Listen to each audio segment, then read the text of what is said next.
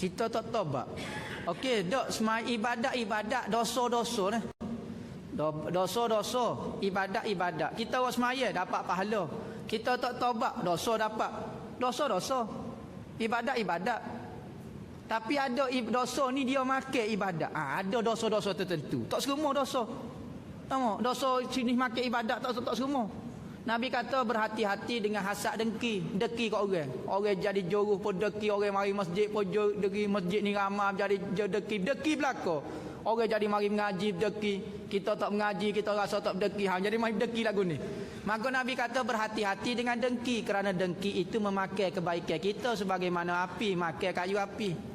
Ni antara dosa makai pahala, dia panggil dosa makai pahala. Ada dosa tak makai pahala? Dosa curi tu lah. Dia makan dosa semaya kita. Tak, kahwin ni semaya dapat pahala. Dia tak makan dosa itu. Jadi ada dosa. Maka lagu mana kalau hamba tak tobat? Ia asalnya tobat ni hukum dia wajib. Kaedah dia wajib kita hilangkan dosa daripada tubuh kita. Tu kaedah dia.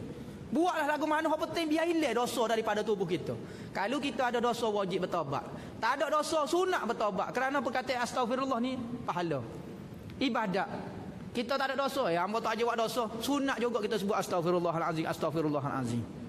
Pas lagu mana kalau kita tak kekal lagu tu, dosa lagu tu. Tak minta maaf lagi. Tak ada lagi. Tak. Oh, berat. Dosa tu dah kekal, dak jalan lagu tu. Pas kalau dok tobat, baru tak ada. Buat pula esok, tu dosa baru pula.